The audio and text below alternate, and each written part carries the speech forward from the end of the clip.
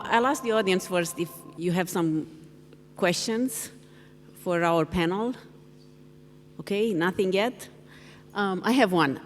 It occurs to me that we talked a lot about consumers, right? We talked about millennials, we talked about shoppers. How about B2B? What's the applicability of emotional research with B2B? I'll give you a simple example. So everyone has a phone. You bought your phone for yourself.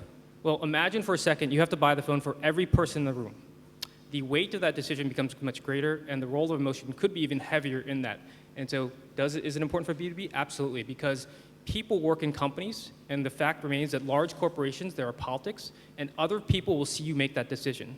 So the influence of the individual in the B2B decision is absolutely critical. Elissa? I'll just add to that we see a lot of desire for emotional metrics with direct selling. In terms of sales practicing and in terms of understanding, for instance, how a drug detailer will interact with a physician and what that dynamic is like.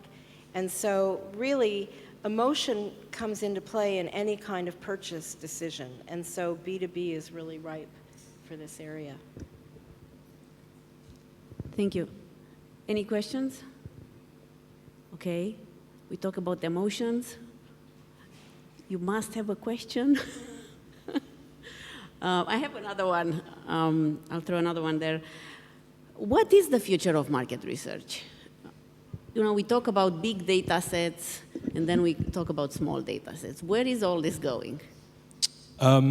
Yes, so maybe from our perspective, there's definitely still a future there for market research, especially for tech companies as well.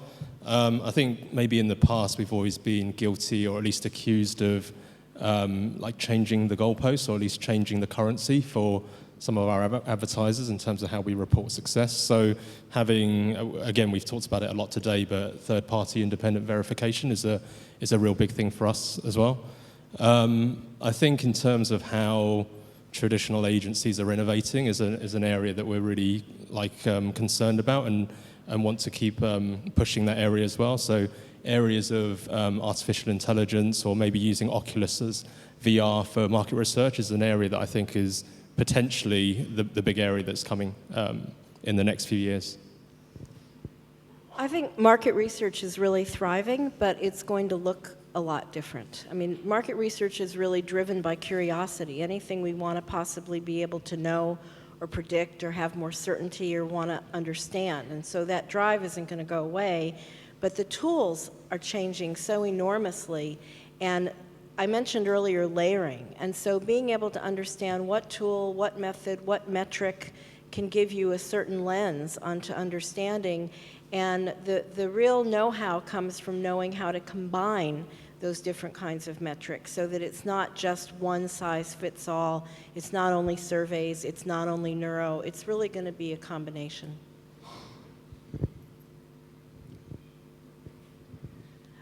One last thing I would add is that I think the velocity of research and insights will continue to increase. For us, for Merkle, we're all about performance marketing, and so the need to optimize very quickly is hugely important to us.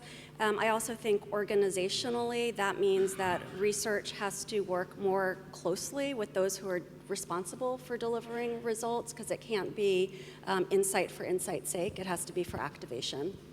Yeah, this is one of the interesting things that we heard at the conference, the importance of multifunctional teams and how nobody can work in isolation. Increasingly, it has to be a collaborative effort with multiple perspectives. The other thing that you said, Elissa, was quite intriguing, and I guess it's a challenge that I would launch onto publishers and advertisers, introducing more emotionally driven measures. And how might we know in the future how certain ads are going to perform, going past viewability, but actually looking more into the emotional reaction and getting reach through that lens. I don't know if you guys have done any work in that direction in terms of lead KPIs. So I'll comment on that, and then you guys can add to it. But we've done studies of hundreds of ads, and we've also had in-market performance marketing or performance creative. And what we've found is that it wasn't really about, is it a rational ad or is it an emotional ad? It was about connecting the right product attributes and benefits and personal values. And when we do that, we've seen 20% increase in lead volume or lead rate from those ads that do connect based on our insights versus those that are more sporadically more sporadically highlighting the product attributes and values. Everything's emotional. It's really impossible to separate that one ad is emotional and another ad is rational, because something can have a very rational sell and still have a very strong emotional effect on us. And so we need to understand that both of these kinds of processes are going on simultaneously all the time in the brain. In terms of using emotional measures to predict effectiveness in the marketplace, I really applaud clients like Mars for sharing data with researchers so that better modeling can happen. And we're seeing it with a lot of clients are doing individual studies like that, where they're looking at different kinds of measures and layering them and seeing how they drive sales or different kinds of effectiveness. And we see it more because it's under the covers and it's with different clients, but ultimately we're going to be able to connect the dots, and we're going to be much smarter as an industry in terms of how we put the combinations of these metrics together. Okay, thank you.